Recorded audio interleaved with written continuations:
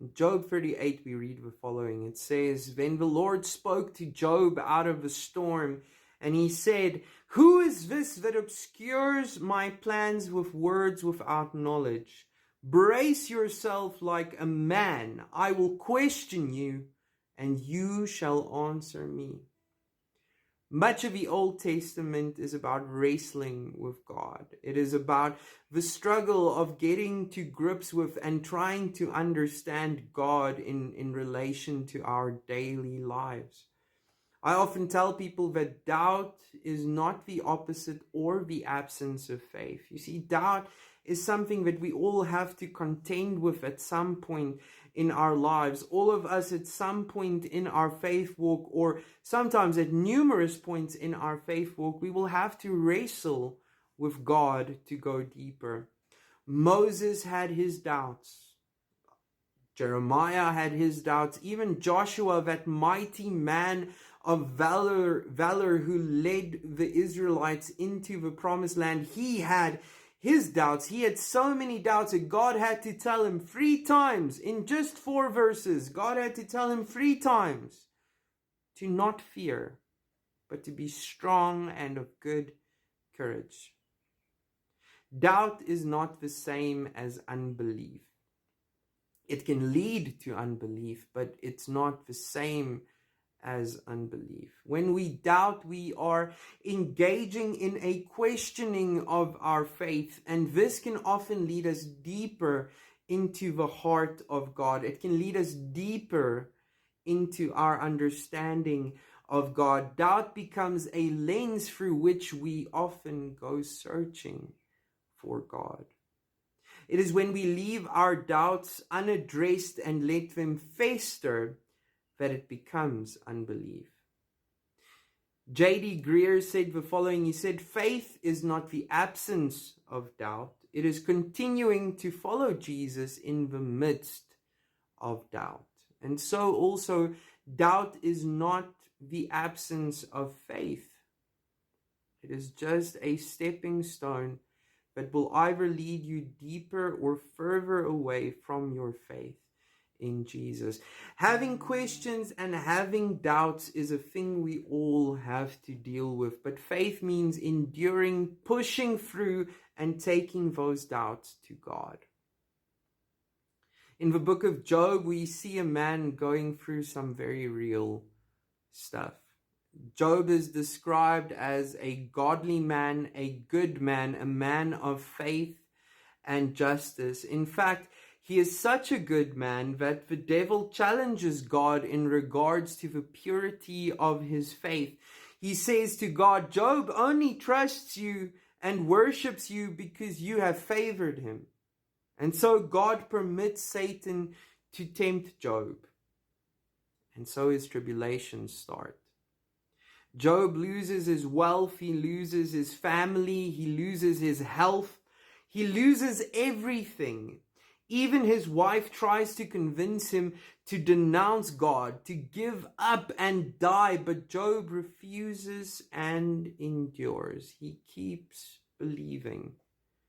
Poetically, Job's questioning of his life and his faith are expressed in the chapters that follow. His doubts and his concerns speak loud, so loud, in fact, that God speaks up and challenges Job. God asks Job in chapter 38, verse 4 to 7, he says, "Where were you when I laid the earth's foundation? Tell me if you understand. Who marked off its dimensions? Surely you know. Who stretched a measuring line across it? On what were its footings set, or who laid its cornerstone, while the morning stars sang together and all the angels shouted for joy?" God continues to question Job in the chapters that follow. Hard questions, questions with answers that only God has. In all of this, Job is confronted again and again with his lack of understanding, his own lack of understanding, the constraints of his own mortal wisdom and knowledge. But he is also comforted by the revelation of God's limitlessness and infinite power. God tells Job, just like he told Joshua, to be strong. There is a caveat to this, though. We can only be strong in Him. I've gone through situations where if you were to ask me, I wouldn't be able to put into words what I was going through. I was unable to share. I was unable to reach out. And even if I had the words, I wouldn't have the courage to share what I was going through. Sometimes our troubles, our trials, our tribulations, they are too big for us to even describe. They seem gigantic, like the creatures described in Job, the behemoth and the leviathan. But God pierces the nose of the behemoth and makes it a pet. And He pulls Leviathan out with a fish hook and makes it beg for mercy. This is in Job 40 and 41. Go and read it. Go and read it. Job accepts his own lack of understanding in the end. He takes his doubts and he gives it. He surrenders it to God. And in doing that, God answers. The Pharisees in the New Testament had no doubts. They believed they had God figured out. And because of that, they couldn't see Jesus standing right in front of them. We have doubts and we have questions. And it is okay if you don't have it all figured out today. It's okay to have doubts, fears, and uncertainties. In fact, the book of Job demonstrates this, and actually the whole Old Testament demonstrates that God welcomes those who have questions. Because when we ask our questions, God gets to answer. And He answers with Himself. Share your doubts and your questions with mature Christians, with trusted elders, with trusted servants. If you can't find anyone, track me down and ask me your questions. You can go to my website, adlabuskachni.co.za. You can go to kingdomrevolution.co.za. Share your questions.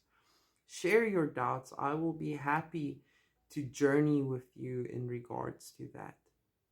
Share your doubts with God. Over and over again, we see the prophets talking to God and sharing their doubts with Him. Reach out.